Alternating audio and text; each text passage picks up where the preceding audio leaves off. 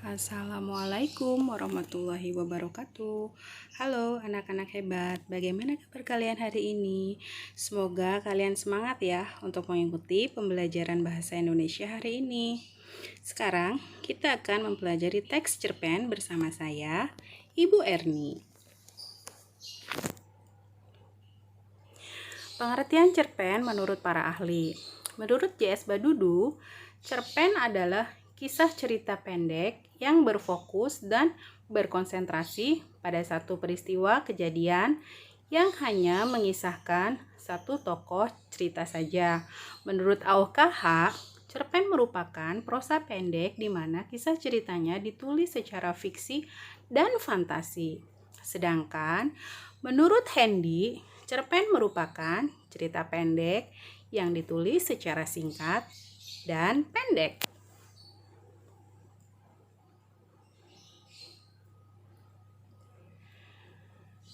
Berikut ini adalah ciri-ciri teks cerpen. Pertama, cerpen biasanya terdiri dari 1.600 hingga 10.000 kata yang memerlukan waktu untuk membacanya sekitar 10-30 menit. Cerpen memiliki cerita yang lebih ringkas dan fokus pada satu subjek atau tema. Diksi pada cerpen biasanya juga menggunakan diksi yang lebih sederhana atau lebih mudah dipahami bahasanya. Itulah beberapa ciri-ciri teks cerpen.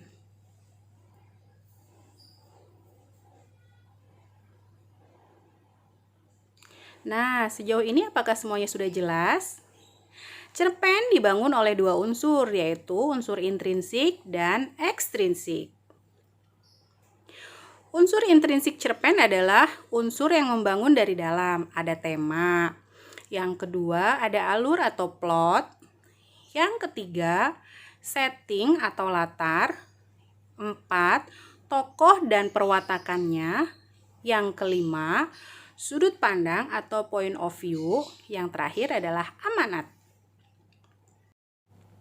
Yang pertama, tema. Tema bersifat lebih umum untuk menandakan cerita yang ingin diangkat.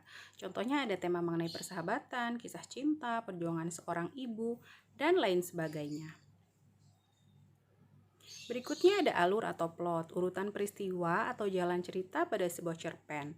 Beberapa jenis alur cerita yaitu ada alur maju, alur mundur, dan alur campuran.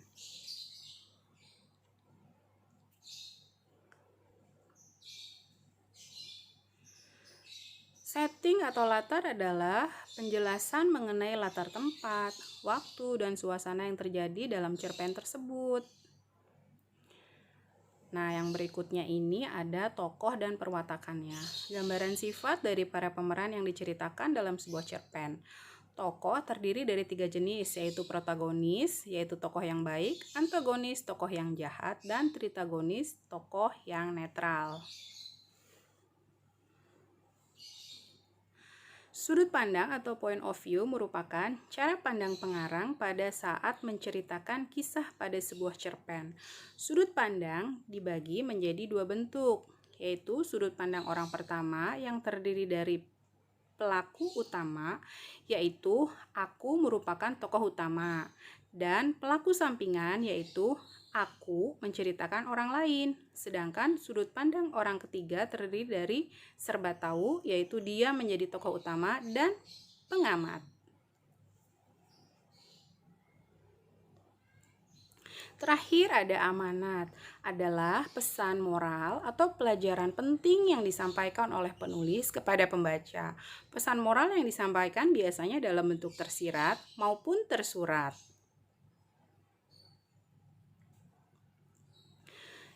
Ini adalah unsur-unsur ekstrinsik, yaitu unsur yang berasal dari luar untuk membangun sebuah cerpen. Yang pertama yaitu latar belakang dari pengarang. Biasanya latar belakang pada kisah cerpen berasal dari pengalaman pribadi pengarangnya. Yang kedua, ada latar belakang dari masyarakat. Latar belakang dari masyarakat ini akan membantu berlangsungnya jalan cerita dan memengaruhi isi ceritanya juga. Yang ketiga adalah kondisi psikologis pengarang.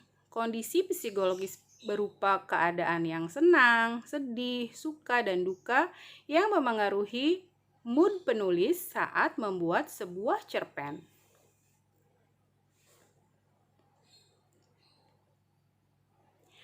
Nah, anak-anak bacalah cerpen yang akan Ibu bagikan nanti.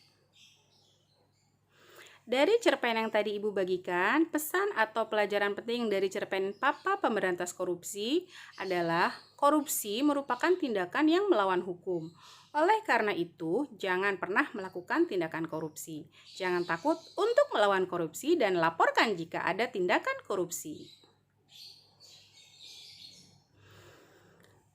Anak-anak, ada 9 nilai anti korupsi yang harus kalian ketahui. Yang pertama, jujur, peduli, sikap mandiri, disiplin, bertanggung jawab, bekerja keras, sederhana, adil, dan berani. Nah, anak-anak, mulai saat ini lawan korupsi dengan tegas. Katakan tidak pada korupsi. Kita harus siap bersama, pasti bisa untuk memberantas korupsi. Terima kasih telah bergabung di kelas hari ini. Mudah-mudahan pelajaran yang sudah Ibu sampaikan dapat kalian pahami dan kalian terapkan dalam kehidupan sehari-hari. Ingat ya anak-anak, jika kalian menjumpai hal-hal yang berkaitan dengan tindakan korupsi, jangan pernah takut untuk melawan korupsi dan melaporkan kepada pihak yang berwenang. Demikian pembelajaran hari ini. Mohon maaf apabila ada kesalahan. Akhir kata, Ibu ucapkan wassalamualaikum warahmatullahi wabarakatuh.